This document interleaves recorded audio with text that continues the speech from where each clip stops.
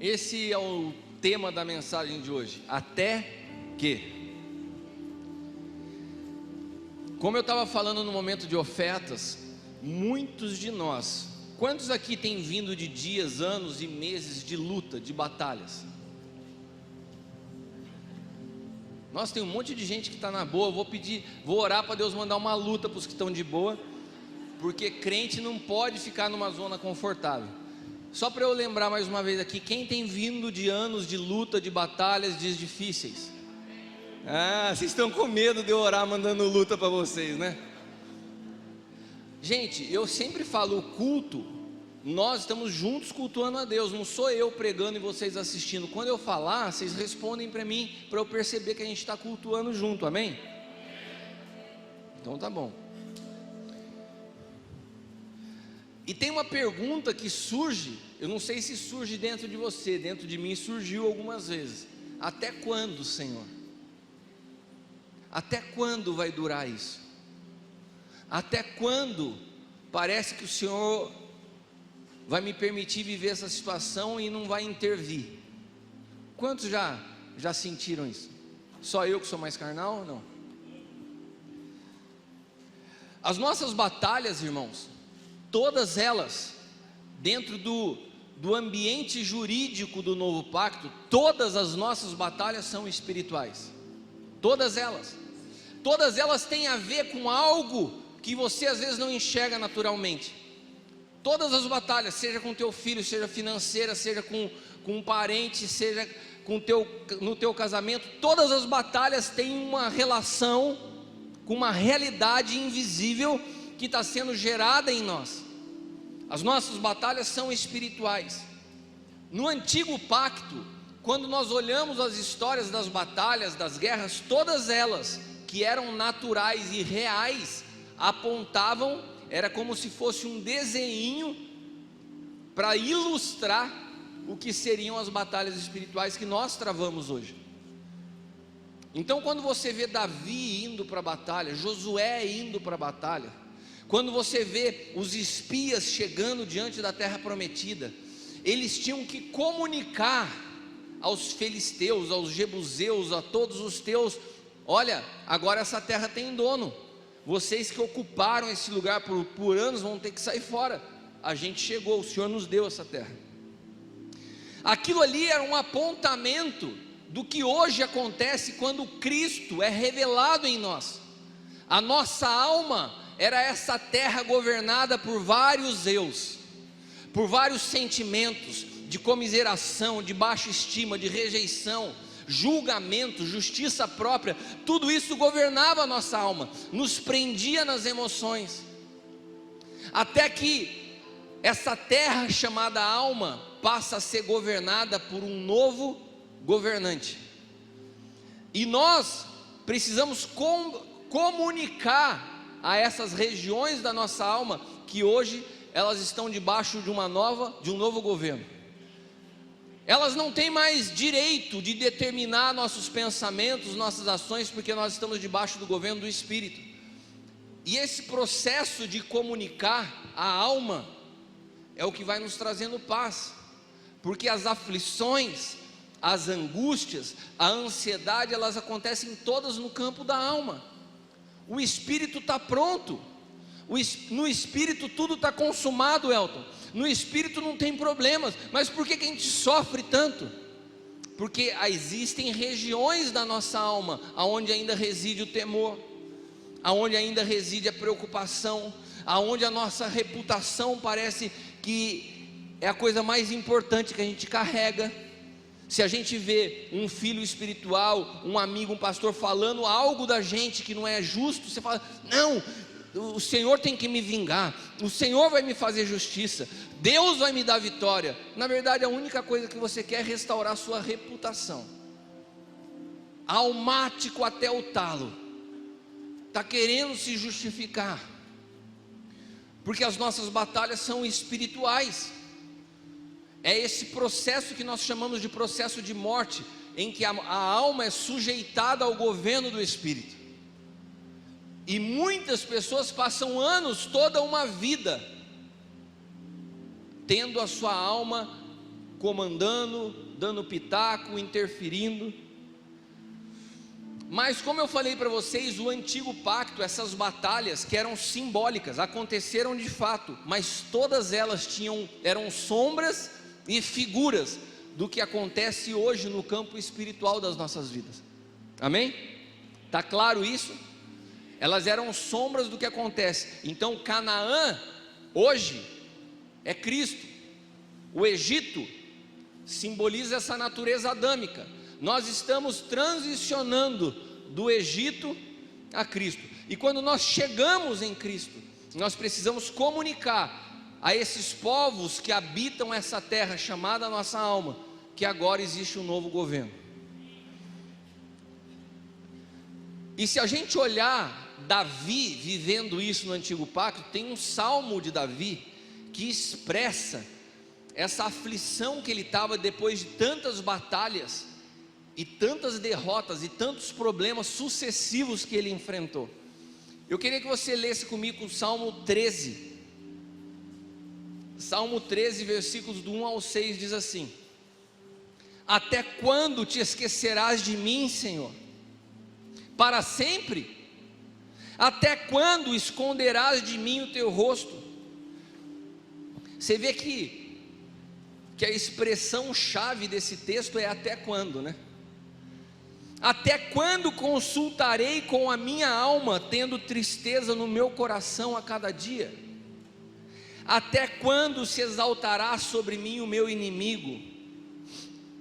Atende-me, ouve-me, ó Senhor meu Deus, ilumina meus olhos para que não adormeça na morte, para que o inimigo não diga, prevaleci contra ele, e os meus adversários não se alegrem, vindo eu a vacilar.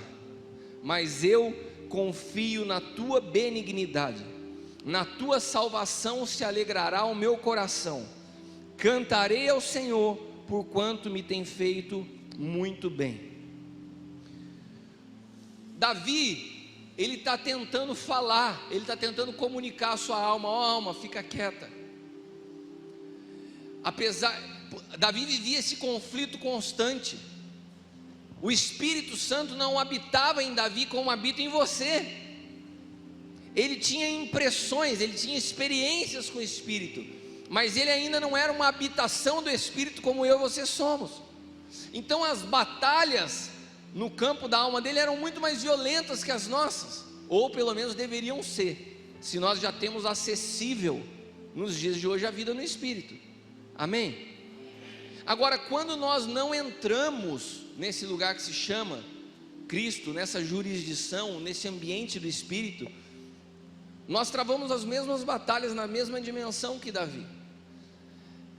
E o mesmo homem que tinha experiências profundas com Deus era o mesmo homem que num dia estava cantando e dançando, e no outro estava falando: até quando o Senhor vai se esquecer de mim? Até quando? Por quê? Porque os problemas começam a ditar a nossa fé. A gente começa a ser governado por aquilo que a gente está enfrentando. E o povo de Deus, eu não vou nem falar o povo de Deus, o ser humano tem uma tendência natural em buscar uma zona de conforto. A nossa alma anseia por calmaria e tranquilidade. O ser humano em geral busca por estabilidade. Por isso, quando o povo de Deus estava nessa migração do Egito para a terra prometida, vez ou outra eles olhavam para trás e falavam assim: ai, sabe de uma coisa? No Egito a gente era escravo, mas pelo menos eu acordava todo dia, tinha uma rotina, eu sabia o que ia acontecer. Eu tinha alho para comer, eu tinha cebolinha que o faraó me dava, eu recebia umas chicotadas, mas eu também comia o alho, o tal do alho poró. A mente de escravo, ela se torna tão presa quanto as próprias algemas que prendem um braço. O cara se sente confortável em ser tratado como escravo, desde que ele possa comer e ter estabilidade, ter uma rotina. O deserto era complicado para eles, porque eles não sabiam quais os desafios de cada dia. Será que vamos estar diante de um mar? Será que vai faltar carne? por que não me deixa juntar esse maná e fazer um estoque de maná? Deus não deixava, porque Deus sabia que a alma deles tinha desejo por estabilidade. Deus fala: o maná vocês recolhem a cada dia. E muitos deles foram sendo trabalhados na sua mente, porque eles pensavam assim: nossa, mas será que amanhã vai ter maná? Sabe como que eles descobriam? Só quando eles se levantavam e iam buscar o maná. Não tinha, Deus não nos fez para viver em instabilidade. Quem busca estabilidade busca saciar sua alma através de conforto, através de situações externas, mas isso é frágil, isso é loucura, é impossível você acalmar a sua alma com situações confortáveis. E o povo de Deus no deserto sempre buscava, viam uma poça d'água, viam uma fonte de água: vamos acampar aqui, vamos ficar aqui, não precisa ir mais longe, para que caminhar tanto, vamos nos acomodar por aqui mesmo, tá bom. E daí o profeta Miqueias, um dos profetas pequenos do antigo pacto, no capítulo 2, versículo 10, quando ele vê esse povo que lutava e buscava por ficar quietinho: ai, já batalhamos demais, vamos parar de conquistar outras terras, vamos ficar por aqui mesmo. A região onde a gente está tem árvore, tem sombra. Daí Miqueias se levanta da parte de Deus e fala assim: levantai-vos e ide, porque este não é o seu lugar de descanso. Olha para quem está do teu lado e fala assim: levanta e anda, porque ainda não chegou o teu lugar de descanso. Que mania que nós temos como crente de buscar em Deus um lugar de descanso dos nossos problemas. O descanso no novo pacto é uma pessoa, e essa pessoa é Cristo. Só pode ter descanso para a sua alma aquele que está em Cristo. Se nós estamos nele, ainda que estejamos passando por problemas, nós temos descanso para a nossa alma. O nosso descanso não está na estabilidade financeira, o nosso descanso não está da ausência de problemas. O sábado do Antigo Testamento apontava para Cristo. Ele é o nosso sábado, Ele é o nosso lugar de descanso.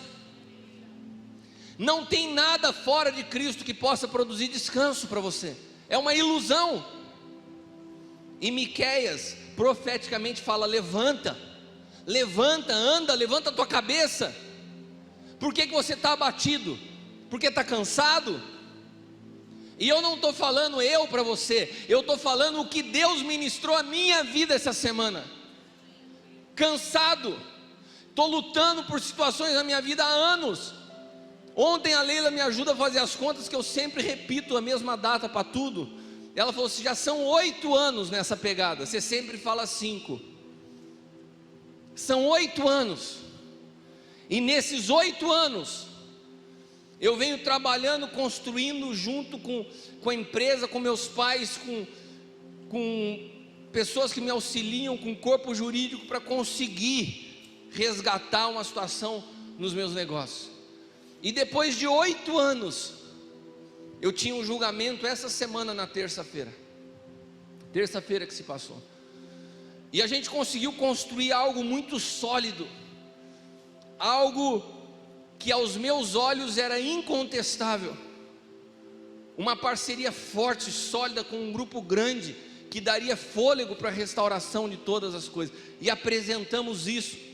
E segunda-feira eu fui para São Paulo, numa reunião do Remi, do grupo de pastores, uma rede de relacionamento ministerial do apóstolo Djalma Toledo, da qual eu faço parte da diretoria. E ele reuniu o pessoal da diretoria, são 15 pastores. Um pastor que veio do Rio de Janeiro, o pastor Hélio, passou aqui e me pegou. Irmãos, eu fui celebrando de Taubaté a São Paulo, contando para ele: Hélio, são 8 anos, amanhã é o dia. Deus está testificando no meu coração que amanhã é o dia da minha libertação, da minha vitória. Vou virar essa página. Ele falou: glória a Deus, Cris, que bênção. E passamos por uma série de reuniões durante o dia. Chegou a noite, o julgamento era na terça-feira de manhã. Eu cheguei e falei para o pastor Paulo Canuto. Quem conhece o pastor Paulo Canuto? Um pastor, um senhorzinho, ele só fala fogo alto e óleo puro. Aqueles crentes do reteté. Um homem baixinho assim, de cabelinho branco, uma voz mansa, mas é um gigante no espírito. Eu falei para o pastor Paulo, esteja orando comigo. Amanhã é o dia do julgamento. Ele falou, amém, Cris, vou estar orando. Chegou no café da manhã, no hotel, o pastor Paulo me perguntou assim, que horas vai ser, Cris? Eu falei, está por volta de 10, 11 horas. Ele falou assim, olha, eu orei por você durante a noite, e o Senhor me mostrou muito conflito nesse processo. A hora que ele falou isso, me deu um frio na barriga, irmãos. Eu falei, como Deus não te mostrou vitória nisso aí? Mostrou conflito? Explica direito. Eu estou 8 anos orando por isso, velhinho, chega a hora numa noite e fala no outro dia que é conflito. E dentro de mim eu rejeitei aquilo. Esse cara não entende as coisas que eu entendo, né? E falei, ignorei aquela voz, que conflito, caramba, acabou o conflito. E acabaram as reuniões de manhã e não vinha resposta. Eu mandava mensagem para o meu advogado, não vinha resposta. Quando deu meio-dia, o pessoal saiu e falou, vamos comer para comemorar, encerramos as nossas reuniões, cada um vai voltar para a sua cidade. Foi todo mundo para uma churrascaria, 15 pastores. A média de idade ali era de 60 anos, eu era o mais novinho no meio. E pastor nessa cidade gosta de comer, né, irmão? Sentou tudo na mesa, começaram a comer, de repente toca o meu telefone. O meu advogado. Eu falei, pode falar. Ele falou assim, não deu, Cristiano. Quando ele falou não deu, irmãos, quem aqui já assistiu a série, os filmes do Rocky Balboa, do Sylvester Stallone? A sensação que eu tive é que eu vinha que nem o Balboa, tomando porrada, daí, sabe aquele golpe que te joga na lona? Ficou tudo branco, eu me senti completamente nocauteado, ficou tudo branco na minha frente, eu sentei na cadeira, e eu fiquei esperando ele falar assim, brincadeira, deu tudo certo, e não vinha essa voz, fala rapaz, e ele falou, não deu certo. Eu falei, como assim? Daí eu já não sabia se eu estava vendo tudo branco, se eu estava vendo estrelinha, eu estava nocauteado, literalmente, eu não sabia o que estava acontecendo dentro de mim, em termos de frustração, de tristeza, de angústia, de sentimento de morte. Sabe o que é você lutar 8 anos esperando por uma data e ter convicção que ali você teria uma resposta positiva? Eu levantei da mesa, não consegui comer um pedaço de carne. Eu fui para uma salinha que tinha do lado, eu fiquei uns 10 minutos para conseguir perceber que eu estava respirando. E de repente, quem saiu da mesa e veio até mim? O pastor Paulo Canuto. Ele falou assim, Cris, hoje de manhã eu nem falei mais porque eu vi o quanto você estava preocupado, mas Deus me falou que você ia perder essa batalha. Só que você não perdeu a guerra. Você pode recorrer e que rapidamente o Senhor vai reverter essa história. É legal falar glória a Deus, né? Mas no meio daquele baque que eu estava, eu não tinha mais força para recorrer. Era o próprio Rocky Balboa caído na lona, e aquele velhinho que treinava ele, o Mike, falando assim, levanta, levanta. Cara, você não tem força para levantar. Você deu toda a tua força ao longo do processo. Mas de repente ele chegou no lado do meu ouvido e começou a falar, e eu me sentia exatamente como o Rocky caído e com o treinador do lado falando. E ele falou assim, sabe Davi, quando perdeu o seu filho, ele teve 7 atitudes após a morte do seu filho, com Betseba.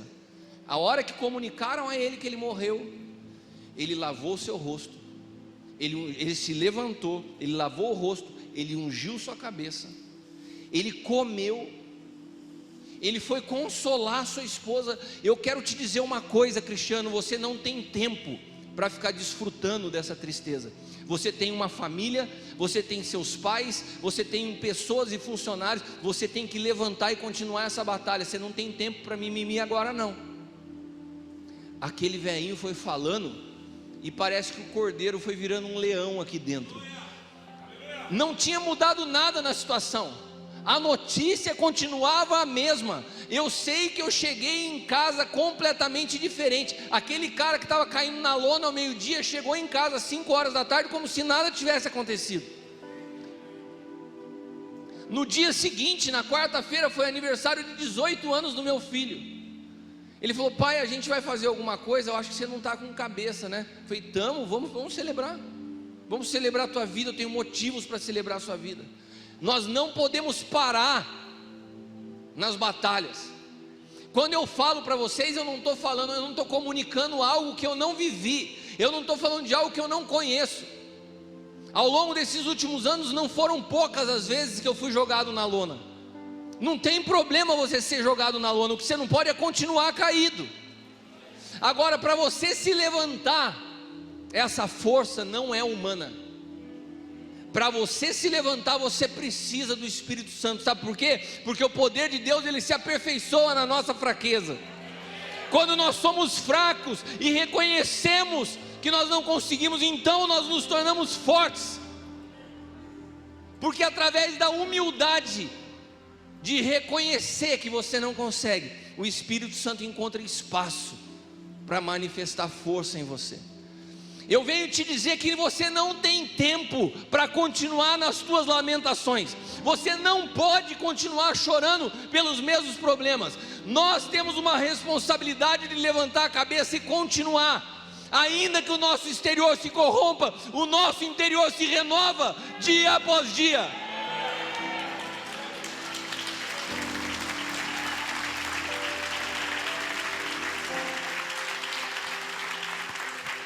O nosso lugar de descanso não é uma vitória.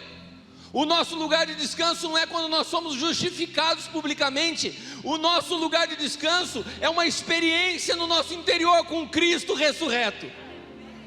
É Ele que nos sustenta, é Ele que nos fortalece, é Ele que é a nossa própria vida.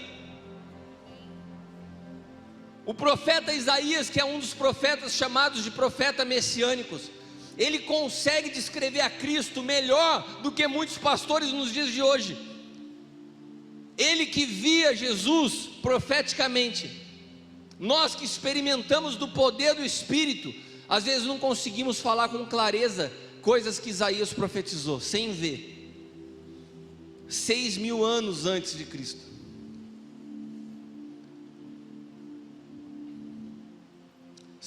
Não, 600. Isaías 55, do 7 ao 9.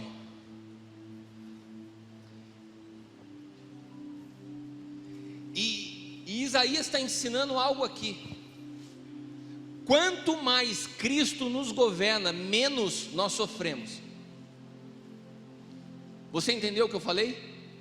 Quanto mais Cristo nos governa, menos nós sofremos. Quando eu falo menos sofrendo, menos nós sofremos, eu estou falando que nós vamos ter menos problemas? Não.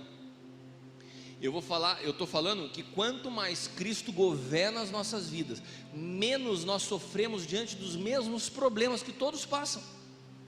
Por quê? Porque o sofrimento todo vem na alma. E quando Cristo nos governa, existe uma força no Espírito que é inexplicável, que sufoca esse grito da alma, que traz paz, que excede o entendimento. É uma loucura. Diante de uma notícia tão ruim, você conseguir ter paz e alegria e dormir tranquilo. Eu não estou falando de uma teoria teológica, eu estou falando de algo que eu tenho experimentado na minha vida e que está acessível a você. Isaías fala assim: olha, deixe o ímpio o seu caminho, o homem maligno os seus pensamentos. Preste atenção, ele está falando de caminho e ele está falando de pensamentos. E se converta ao Senhor. Sabe o que Isaías está falando? Que conversão tem a ver com mudança da maneira como você pensa. Sabe, tem gente que acha porque aceitou Jesus se converteu. Ah, eu já fui batizado, eu aceitei Jesus, eu sou pastor, eu sou bispo, eu sou apóstolo, sou papa. Não importa que raio que o parta que você seja, se você não mudou a sua maneira de pensar, não teve conversão. A religião nos fez nos tornar escravos de títulos, de frequentar prédios, sem nenhuma mudança na nossa estrutura de pensamento. Você muda a sua roupa, você muda as suas vestes, você muda a sua linguagem, começa a falar igual o crente, começa a caminhar com o crente, começa a comer igual a crente, mas seus pensamentos continuam mesmos, miserável, podre, presos dentro de uma miséria da alma. Não houve uma experiência com Cristo? Houve uma mudança de hábito, houve um engessamento no homem exterior, mas o homem interior continuou intocável. Por isso o processo de conversão é de dentro para fora. Só quem transforma os seus pensamentos pode ter uma mudança nos seus hábitos, que seja coerente com o que aconteceu primeiro dentro. Agora, o que a religião ensina? Muda a roupagem do cara, muda o estilo, muda o vocabulário, mas não muda o cara por dentro. Desde que ele mantenha uma boa aparência para a sociedade, a gente chama ele de crente.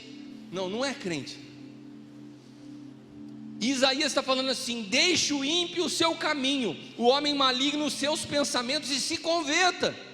Conversão tem a ver com mudança de pensamento, que se compadecerá dele e se torne para o nosso Deus, porque Ele é grandioso em perdoar. Ou seja, conversão tem a ver com confissão de pecados. Você não pode continuar fingindo, escondendo pecadinhos na sua vida. Eu fico inconformado com um pastor preso em prostituição e pornografia. Eu fico inconformado com um pastor que é infiel, que não é generoso, que não trata bem a sua esposa e seus filhos. É o óbvio de uma transformação que acontece por dentro manifestar algo exteriormente. O cara se torna um mestre da teologia sem nenhuma transformação interna. Não tem conversão. Tem a vaidade, tem a soberba. Os meus pensamentos não são os vossos pensamentos. Irmãos, quantos de vocês já leram esse texto? A gente está cansado de saber isso. Mas quando o Senhor nos fala isso, é como se Deus estivesse falando assim para mim: você criou na sua cabeça que terça-feira era o dia de libertação. Esses são os teus pensamentos. Esses são os caminhos que você criou. Mas os meus caminhos são mais altos que os teus. Os meus pensamentos são os mais altos que os teus.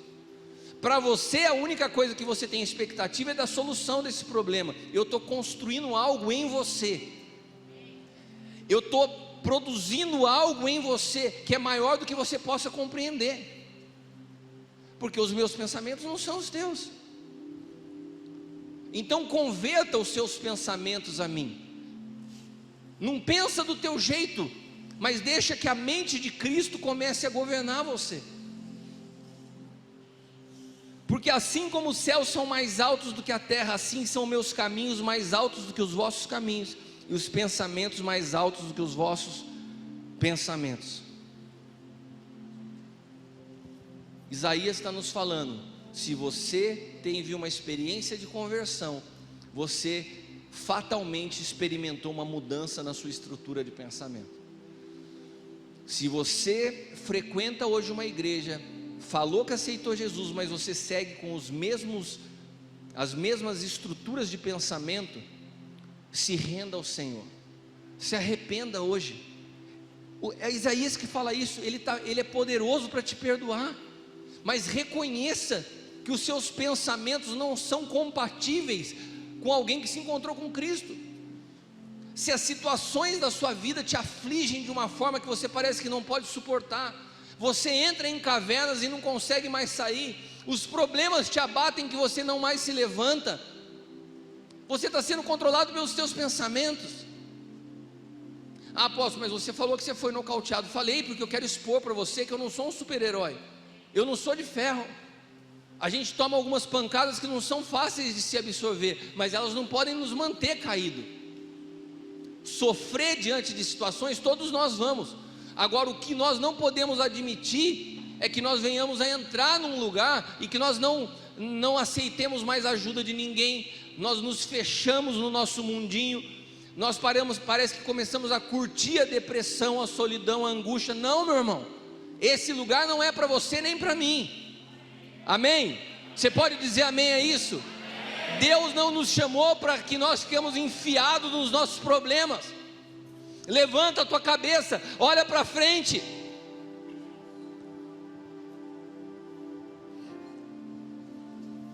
Tenho visto pessoas se tornando reféns das suas estruturas mentais. Ai, agora acabou, agora não tem mais jeito. Não, a última palavra sempre foi e sempre será do Senhor. Se você conversa com um desviado, com uma pessoa religiosa, é a mesma coisa de você conversar com um cara de viés ideológico. Ele se prende numa estrutura de pensamento que você não consegue nem dialogar. Você passa a ver o mundo a partir da maneira como você pensa.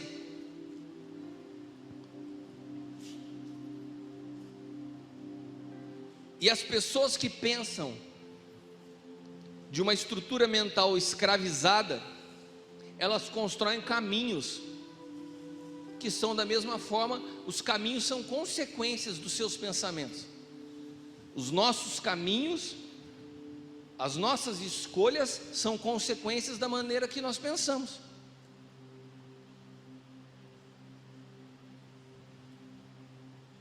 Se os nossos caminhos estão ligados aos nossos pensamentos, eu posso dizer que o meu destino está ligado ao meu pensamento, sim ou não? Sim. Como eu penso, eu construo meus caminhos, e conforme são os meus caminhos, é o destino que eu vou trilhar na minha vida. Ou você rende os teus pensamentos ao Senhor, ou o seu destino ainda continuará preso nas tuas mãos. Conversão é render primeiramente os teus pensamentos, a tua forma de pensar. E sabe o que nós precisamos para entregar a maneira como a gente pensa? Humildade. Muitos de nós viemos por anos pensando de um jeito, e de repente a gente se depara com algo novo de Deus que abre os nossos olhos, e a gente fala: eu vou ter que deixar tudo isso. Isso requer de nós humildade, irmãos.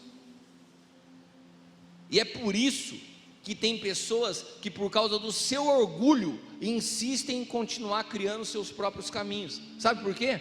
Porque elas não são capazes de ouvir ninguém. Quem tem dificuldade com paternidade espiritual é porque tem muita raiz de orgulho. Eu vou deixar alguém apontar caminho para a minha vida, me dar direção?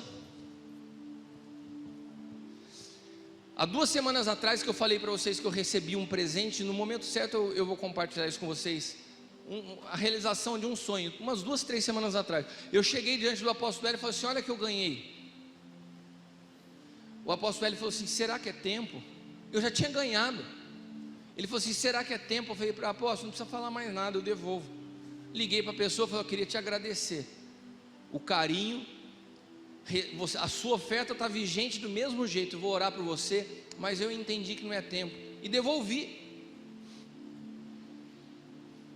Por obediência, meu pai, eu não sou uma criança, eu não sou moleque, eu sou alguém que tenho muitas decisões debaixo da minha responsabilidade, mas eu não brinco com relação ao assunto de paternidade. Eu só falo de paternidade porque eu vivo isso como filho. Eu entreguei, a Leila sabe disso, eu entreguei um dos meus maiores sonhos, falei assim: apóstolo, você falou, está falado, e não voltei emburradinho para casa não. Foi ou não foi? Voltei de boa. Passaram 2 semanas, a pessoa que tinha me entregue algo numa condição muito especial falou: você paga como você puder, tal. Foi mais ou menos isso que tinha acontecido. Passaram 2 semanas, a mesma pessoa me liga e fala assim: apóstolo, Deus falou comigo, aquilo que eu te dei em condição facilitada, Deus me chamou a atenção. Não tem condição facilitada, é teu, eu estou te entregando. Irmãos, para mim receber aquilo foi tão forte, foi tão difícil. Quando eu liguei para o apóstolo, ele falou assim: pode receber. Sabe por quê? Porque foi a tua obediência que te fez acessar isso. 2 semanas atrás você entregou aqui para mim, você aceitou me obedecer, eu não mandei, ele não me impôs nada. Eles falam assim: olha, é bênção, mas eu acho que se você quiser, você podia esperar, Deus vai te dar isso. E quando eu liguei para ele, foram 2 semanas, irmãos, ele falou assim: pode receber, a tua obediência te deu acesso a isso. Sujeitar as tuas decisões a um pai, a humildade faz você encontrar o favor de Deus sobre a tua vida. Hoje eu tenho cuidado pela graça e pela misericórdia, só isso, pela misericórdia de Deus, eu tenho cuidado de muitos pastores, e a coisa mais comum que eu encontro em todos eles é o orgulho. Nós estamos diante de uma geração de pastores orgulhosos. orgulhosos em suas teologias, orgulhosos porque submeter uma decisão a alguém, e às vezes, em alguns casos, eu pastoreio pessoas que são mais velhas que eu, alguém sujeitar uma decisão a um cara mais novo, requer humildade, que muitas vezes é difícil se encontrar no povo de Deus. Pasmem, nós estamos diante de uma geração de crentes orgulhosos, soberbos, presos numa estrutura de aparência, ainda achando que sucesso espiritual é o quanto de pessoas os seguem, ou nas redes sociais, ou nos prédios que alugam. Os prédios que vocês alugam não é a igreja do Senhor, não tem a ver com o tamanho do prédio, com quantas pessoas estão sentadas. A vida com Deus está muito mais ligada à capacidade que nós temos de obedecer aos seus comandos, ainda quando nós não entendemos nada.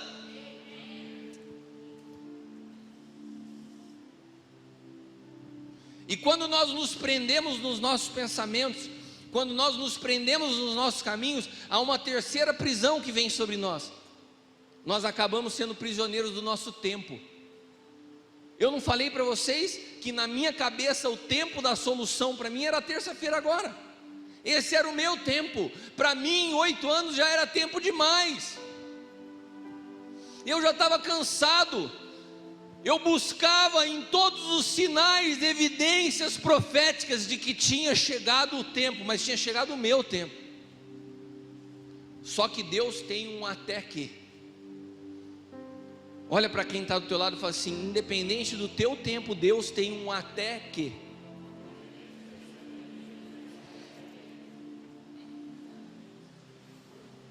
Abra a sua Bíblia no Salmo 105. O salmista descreve a trajetória de José. No Salmo 105, irmãos, preste atenção aqui por um instante. Eu falei para todos vocês hoje que nós íamos fazer a separação depois para bater um papo entre homens e as mulheres iriam com a Leila. Lembra? Vocês receberam essa mensagem? Eu estou sentindo no meu espírito e estou conduzindo a palavra da maneira que o Senhor está me dirigindo hoje, muito diferente do que eu imaginei que eu ia ministrar. Se nós não tivermos tempo para esse bate-papo, vocês me perdoem, mas eu acho que é importante eu prosseguir aqui. Vocês estão de acordo? Amém? Ninguém vai ficar chateado e falar: as mulheres falam assim, eu vim para ouvir a pastora Leila, e ele pregou, eu não queria ouvir aquele chato, queria ouvir o doce da Leila. Me perdoem, mas eu acho importante a gente prosseguir aqui. Beleza? Salmo 105, do 16 ao 21.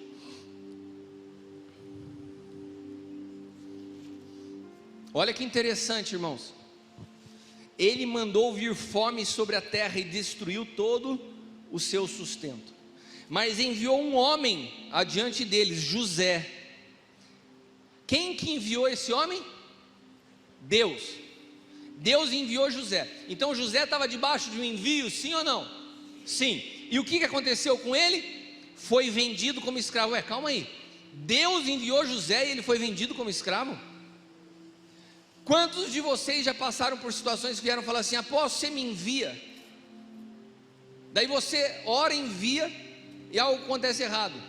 A pessoa fala o quê? Essa oração desse apóstolo que me enviou deu tudo errado.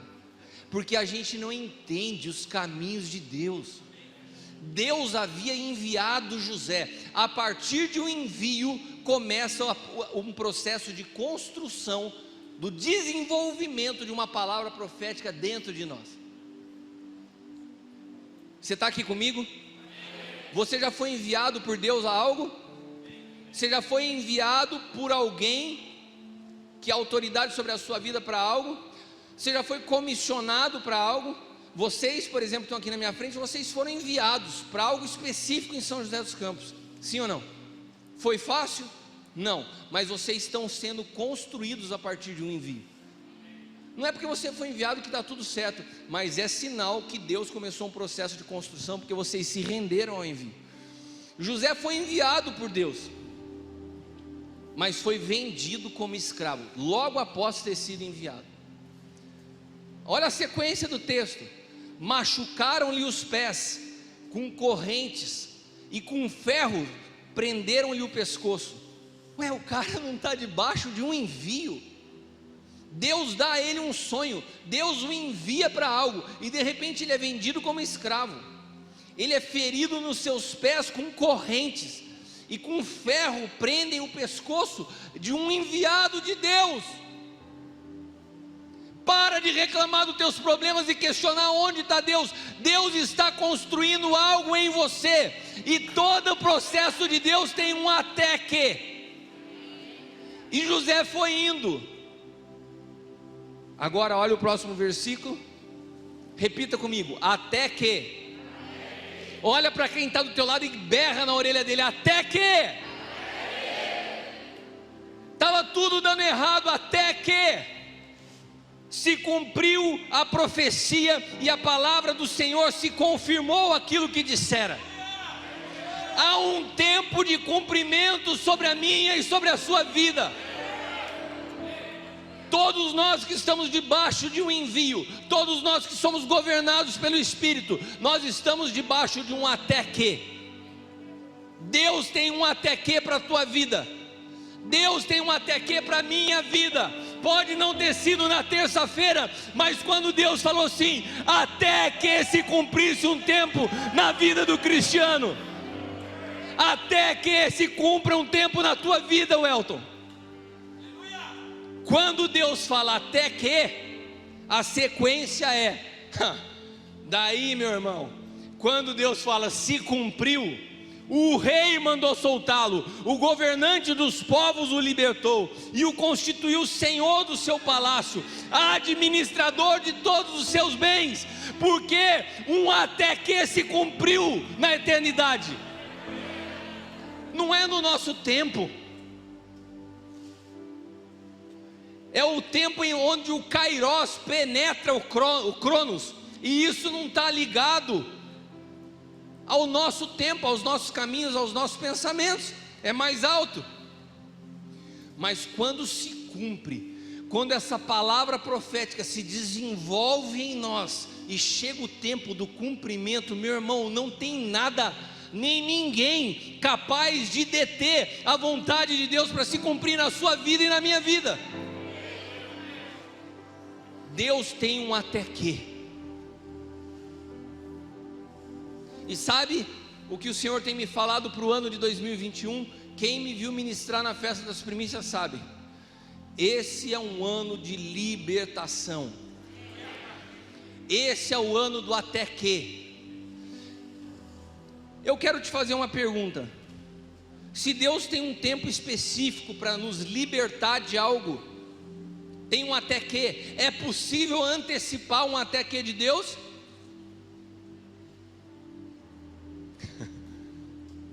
Será que tem alguma atitude nossa que possa retardar o até que?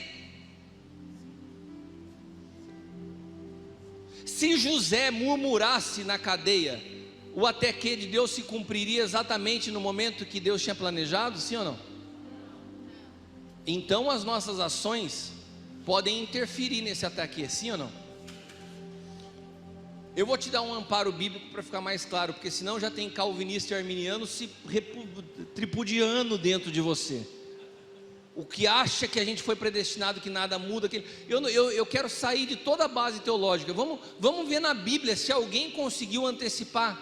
É mais fácil, vocês estão de acordo? Será que teve alguém que conseguiu antecipar uma libertação antes do tempo? Abra sua Bíblia em Marcos capítulo 7. A partir do versículo 24, Marcos 7, do 24 em diante.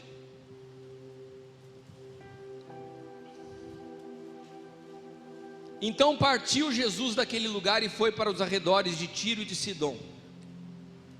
Entrou numa casa e desejava que ninguém soubesse, porém não foi possível manter a sua presença em segredo.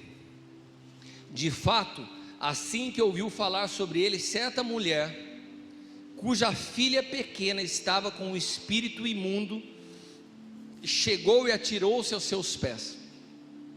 A mulher era grega, de origem sírio-fenícia, e implorava a Jesus que expulsasse da sua filha o demônio. Mas Jesus lhe explicou: deixa primeiro que os filhos se alimentem até ficarem satisfeitos, pois não é justo tirar o pão dos filhos e lançá-los aos cachorrinhos. Sabe o que Jesus está falando para essa mulher? Não é seu tempo, não é tempo de libertação para os gentios. O Filho de Deus veio primeiro para os filhos de Israel. Jesus nasceu como judeu e foi enviado primeiramente aos judeus santos. Só a cruz rasgou o véu que separava judeus e gentios. Antes da cruz, o alvo, o foco, a missão de Jesus era anunciar a boa nova àqueles que esperavam pelo Messias. Jesus está falando aqui, olha, os filhos são os judeus, você é grega, de origem sírio-fenícia, você não é filha. Jesus era muito firme nas suas palavras. Ele falou assim: eu não posso tirar o pão dos filhos. E ele está falando do quê? De libertação. Libertação é uma consequência de uma primícia. A primícia não produz três coisas: multiplicação, libertação, e ela dá destino. Ela, com a primícia santa, a massa é. Esse texto a gente sempre lê, né? Com a primícia santa, a massa é. Romanos 11. Do que está falando esse texto? Dos judeus. Se a rejeição deles trouxe salvação para nós, o que aconteceria com a reconciliação deles, se não a salvação de todo mundo? Porque a primícia santa, toda a massa o é. Esse texto que fala de primícia está falando que os judeus eram as primícias. E Jesus fala isso na cara dessa mulher: não é teu tempo. Jesus está querendo didaticamente falar o seguinte: olha, vai chegar um momento para vocês, a libertação vai chegar aos gentios, mas eu ainda não fui para a cruz. Não é justo, antes de se cumprir esse até que, eu pegar o pão dos filhos dos judeus e entregar para uma pessoa de origem grega, origem sírio-fenícia. Não é teu tempo agora. Vocês estão entendendo aqui? Vocês estão comigo no texto? Jesus falou: não é teu tempo. E essa mulher chamada de cachorrinho, falando na cara dela, diante de um monte de homem, que ali não tinha mulher, ela entrou no meio de um monte de homem, ela não era judia, ela já estava sofrendo preconceito de tudo quanto é jeito, ainda se jogou nos pés de Jesus.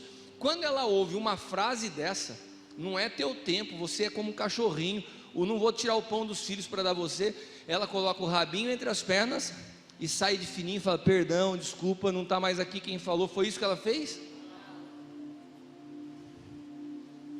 Teve uma atitude daquela mulher que mudou essa história. Ao que replicou a mulher: sim, Senhor. Quando ela fala sim, Senhor, ela está falando: o Senhor tem razão, eu sou mesmo esse cachorrinho, eu não tenho direito à mesa, eu não sou filha, mas como o cachorrinho, até os filhotes dos cachorrinhos, quando caminham debaixo da mesa, eles comem das migalhas das crianças. Sabe o que ela está falando? Eu não tenho direito a isso, mas eu tenho disposição para ficar debaixo da mesa e me alimentar das migalhas. O que o Senhor faz é tão poderoso, que as migalhas são suficientes para libertar minha filha. Sabe o que essa mulher fez? Ela já tinha sido humilhada. Será que você tem passado por situações na sua vida que te humilharam? Que você se sente humilhado diante de outras pessoas? Essa mulher tinha sido humilhada publicamente. Sabe o que ela fez? Ela se humilhou ainda mais. Ela não tentou se defender. Foi disso que eu te falava aquele dia, santo. A gente não tem que se justificar, a gente não tem que tirar satisfação. Quando a gente é humilhado, a gente tem que escolher passar debaixo da mesa. Falar: tá bom, o Senhor está me falando isso, eu aceito a migalha. Se o Senhor puder me dar a migalha, está suficiente. Essa mulher saiu de toda justiça própria, de toda tentativa de se defender, de se justificar, e se humilhou.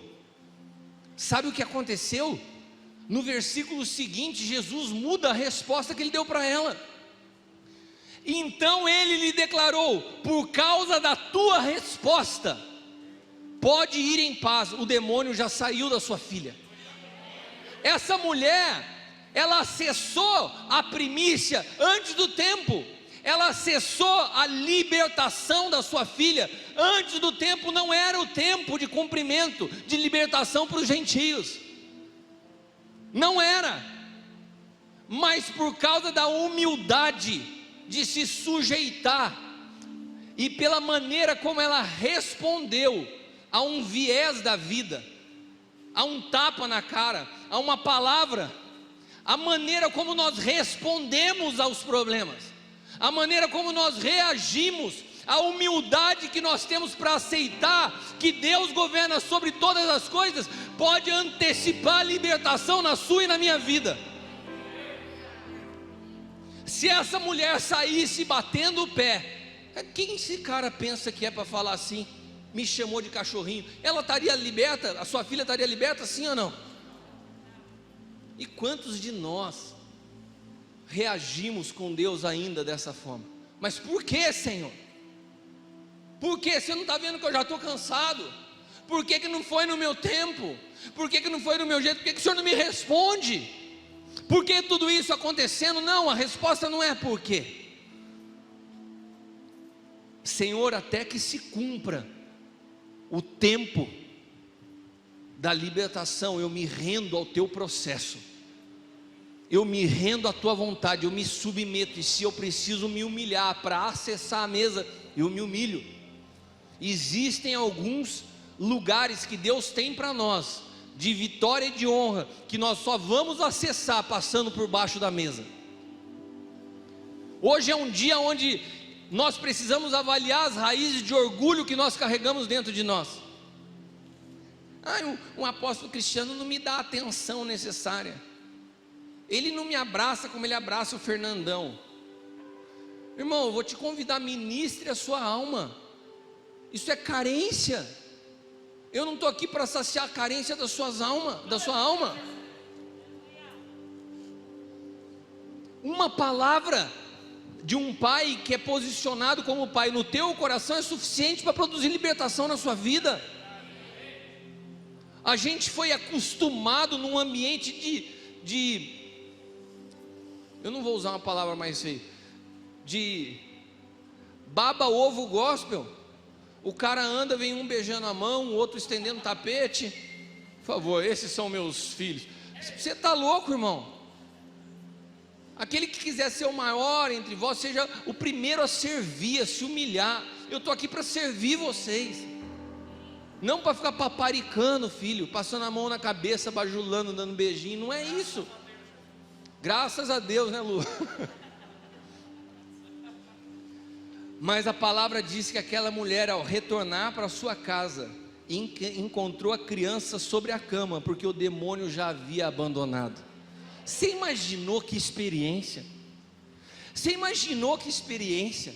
Ela entra, ela tem a ousadia de chegar naquele ambiente cheio de rejeição, ela pede ajuda. Jesus foi duro com ela, irmãos. Olha, não dá para antecipar as coisas, não é a hora dos gentios, a libertação é dos filhos. Eu não vou pegar o pão dos filhos e dar para cachorrinho. Cara, aquela mulher, ela se humilha e fala, tá bom. Mas quando ela sai dali, ela chega em casa, e o que ela tinha buscado, Jesus fez para ela. Antecipou algo que só seria possível após a cruz. A libertação pode ser antecipada por uma atitude de humildade. Amém? Você pode dizer amém a isso? Amém. Ou a sua mentalidade calvinista ainda te prende na predestinação? Eu estou te lendo um texto bíblico, eu não estou contando uma história. Essa mulher antecipou ou não antecipou? E Jesus mesmo fala, por que você conseguiu isso? Pela resposta que você deu. O que você tem respondido ao Senhor diante das adversidades da vida? Como você responde a Deus diante dos problemas que insistem em permanecer? Você está caído na lona, Pode ser que assim como o Paulo Canuto foi o treinador que me levantou da lona na terça-feira, pode ser que eu seja o velhinho que estou falando para você hoje. Levanta, sai desse lugar em nome de Jesus. Vai ficar se lamentando nessa até quando? Vai ficar chorando até quando por esse problema? Levanta a cabeça, lava o seu rosto e vamos para cima. Deus tem um tempo de cumprimento, e os caminhos dele não são os nossos, nem os pensamentos dele não são os nossos. Se nós não formos libertos dos nossos caminhos e dos nossos pensamentos, nós vamos estar presos aos nossos tempos. Mas quando nós deixamos que os pensamentos de Deus sejam os nossos, nós saímos do nosso tempo e passamos a entrar no seu tempo, a viver uma outra dimensão dentro da eternidade, que não está preso a um tempo. Você já olhou para situações na sua vida que você fala assim: para se resolver isso, eu vou precisar de anos? Quantos já se viram situações dessas? Entra num problema, uma situação, fala: cara, para resolver isso agora, vai, ó. Deus não tem a mesma, o cronômetro de Deus é diferente do teu. Aquilo que para você leva anos, para Deus Ele faz em dias. Então sai dessa pressão que o tempo impõe sobre nós. Tem um monte de mulher que é escrava do tempo. Nossa, eu já estou velha e vou ficar para titia. É mesmo, irmã? Quantos anos você tem? Já estou com 20. Eu já ouvi isso. Sabe por quê? Porque existe cada dia mais uma pressão do tempo. Quando você não sabe andar na eternidade, o tempo, ele é um algoz que fica atrás de você te cutucando. Tem homens que falam assim: já não dá mais para a minha vida, pastor. Eu falei: por quê? Porque eu quebrei. Quantos anos você tem? 35. Eu falei: cara, tenta de novo. Você acha? Eu falei: lógico que eu acho. O dono do KFC, aquela empresa de fast food de frango, uma das maiores do mundo, o cara lançou o KFC com 80 anos de idade. Quebrou a cara trocentas vezes, com 80 anos, santo. Ainda dá tempo para você. Você está entendendo? Nós não podemos nos deixar ser escravizados pelo tempo. Quem te disse que não dá mais tempo? Quem disse que não dá mais tempo para você prosperar? Quem te disse que não dá mais tempo para você casar? Quem te disse que não dá mais tempo para concretizar os sonhos de Deus para a sua vida?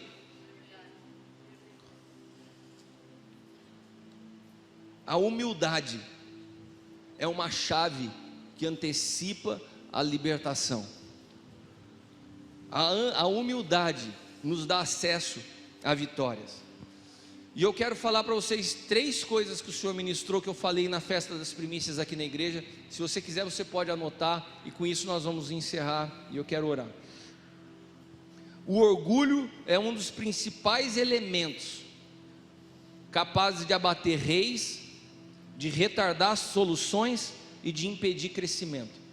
A maioria das pessoas imaturas que eu conheço são orgulhosas. E são orgulhosas e, como consequência, não crescem. Então eu vou repetir: o orgulho é um dos principais elementos que abatem reis, retardam soluções e impedem crescimento. Pessoas sem autoestima têm a necessidade de diminuir aos outros para se sentirem melhor acerca de si mesmos. Então o cara é péssimo de autoestima, se sente um lixo. Daí o que ele faz? Ele critica o outro para tentar se sentir melhor acerca de si mesmo. Se você tem pessoas na tua congregação, no teu trabalho que você convive, que tentam sempre te diminuir, tenha misericórdia. Na verdade é uma raiz de rejeição, de orgulho, e ela tenta te diminuir para se sentir melhor.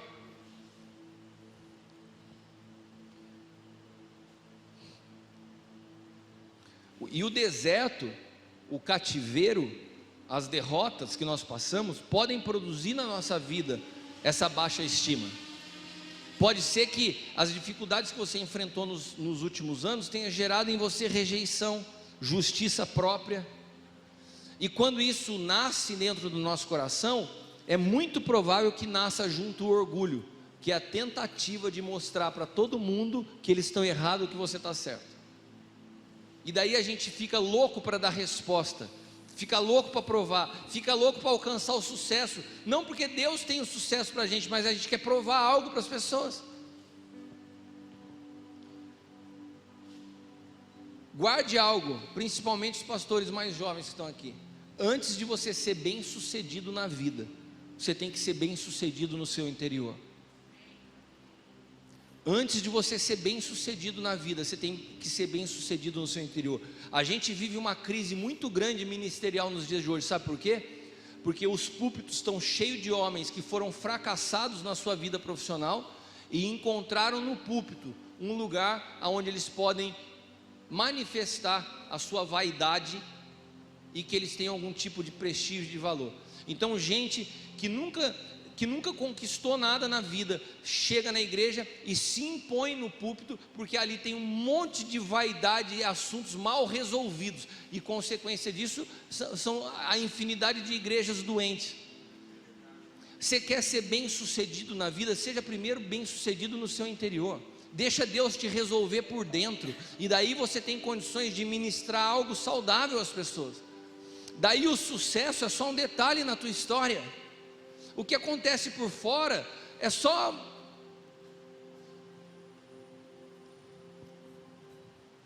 A Bíblia nos fala isso. A soberba precede a ruína. Agora, a humildade, ela precede a honra. A humildade precede a libertação. Você quer ser livre das algemas que te prendem? Tenha humildade. E não olhe para mim nessa manhã falando assim: nossa, essa palavra seria muito boa para o pastor amigo meu que não veio aqui hoje. Não, Deus está falando com você, meu irmão. Vasculha o teu coração em nome de Jesus. Não começa a dar glória a Deus pelo outro, sabe? Nossa, essa palavra vou pedir para o Cris gravar para mim, que tem um irmão lá na igreja que precisava ouvir. Não é você que está aqui hoje. O orgulho é igual ao mau hálito. Todo mundo sente, menos você que tem. Você chega perto da pessoa com mau hálito, todo mundo, mas o cara não percebe que ele está com mau hálito. O orgulhoso é assim. Ele é orgulhoso, mas ele fala assim: não, eu sou tão humilde. Só dele falar que é tão humilde, ele já é orgulhoso.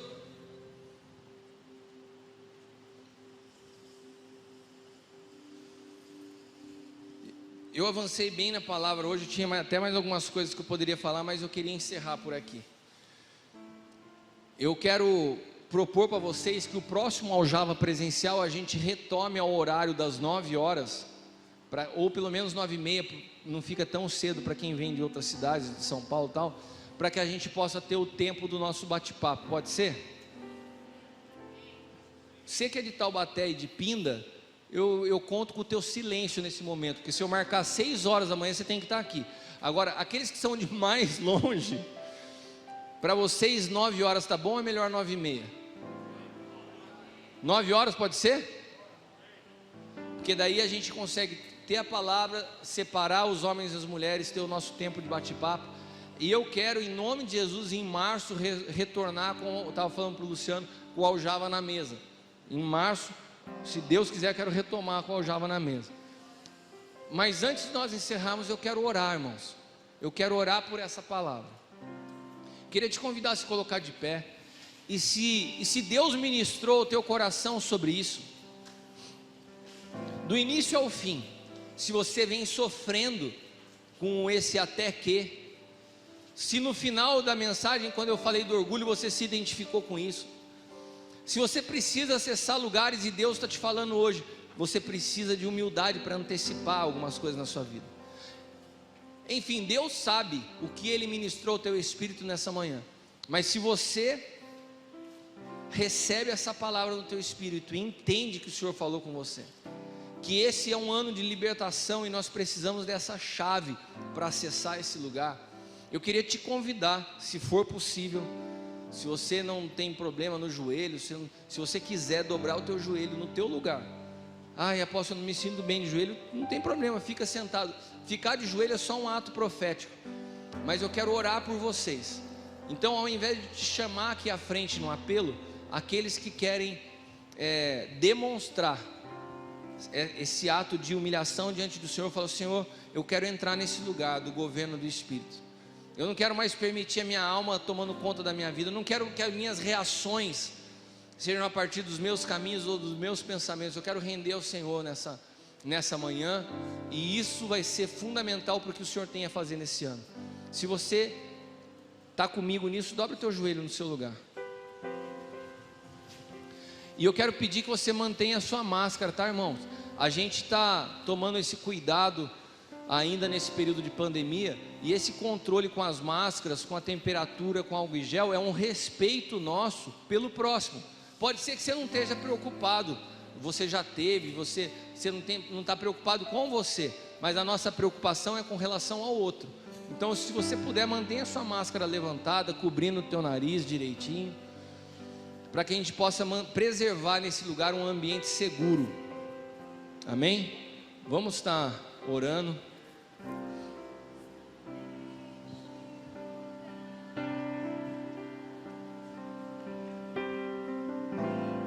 Fale com o Senhor nessa manhã. E graça fluindo sobre nós, somos livres.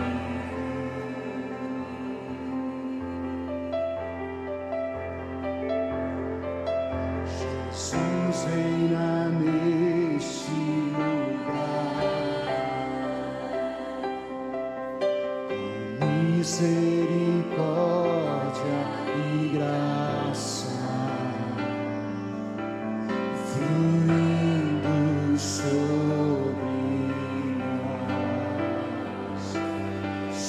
somos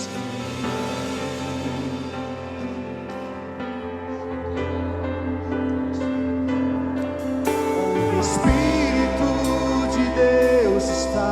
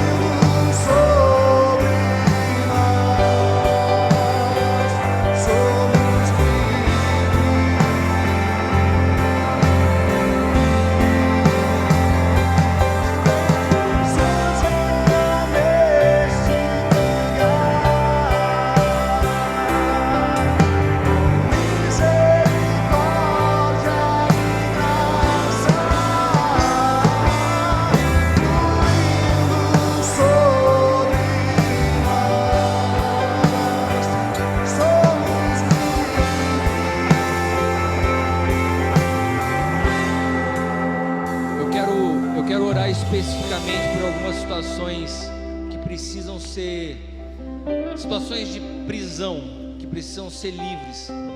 Eu queria orar pelo Hilton, a irmã dele está enferma, uma enfermidade grave, e nós queria que você viesse aqui à frente, Hilton. Tem mais alguém que precisa de alguma situação, de um milagre, uma libertação, seja de uma enfermidade, seja um problema? Sai do teu lugar, dobra o teu joelho aqui à frente. Eu quero orar especificamente por pessoas que precisam de uma libertação, seja na sua alma, seja de depressão, seja uma enfermidade.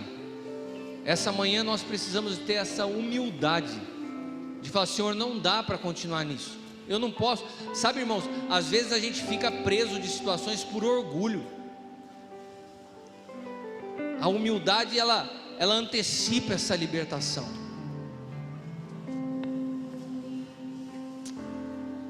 Pode continuar aqui, irmãos. Sei que tem fome, seja livre. Levante a sua mão no seu lugar. Tem algum pastor aqui? São os nossos irmãos aqui. Comece a interceder, comece a orar por eles agora. A oração da igreja, a oração de um corpo reunido.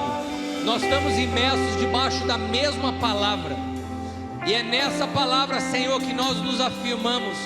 Nós cremos, Pai amado, nós cremos no poder que existe da oração de um justo, mas nós cremos ainda mais da oração do corpo. Nós nos reunimos hoje para profetizar, para decretar libertação. Aquele que está enfermo seja curado agora em nome de Jesus. Aquele que está aprisionado na alma, ou está aqui à frente representando alguém, eu declaro que essas cadeias da sua alma sejam quebradas agora em nome de Jesus. Toda enfermidade da alma, toda depressão, toda angústia, toda ansiedade, toda revolta contra Deus, todo questionamento contra Deus, cai por terra em nome de Jesus. Seja livre, seja livre, seja livre. Eu declaro a cura, eu declaro a saúde, eu declaro vida, vida no teu espírito, vida no teu espírito. O Senhor disse: eu sou a ressurreição e a vida. Aquele que crê em mim, ainda que esteja morto, viverá. Eu profetizo vida nessa manhã, vida em nome de Jesus. Aleluia. Somos livres. Aplauda o Senhor. Liberdade. Aleluia. Declare isso. Liberdade está nesse lugar. Misericórdia e graça fluindo sobre nós. Somos livres. Jesus reina. Coloque de pé, levante suas mãos, declara: nós somos livres. Jesus reina em tua vida, Jesus reina em tua casa. Levante suas mãos bem alto, declare: eu sou livre, eu sou livre. Aleluia. Somos livres em nome de Jesus. Liberdade está aqui. Liberdade está nesse lugar. Com misericórdia e graça fluindo sobre nós. Somos livres. Jesus reina em mim. Jesus reina nesse lugar. Com misericórdia e graça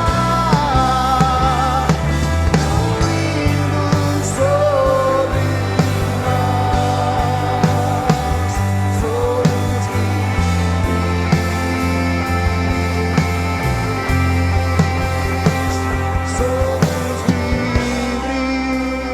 Aleluia, aplauda ao Senhor. Amém.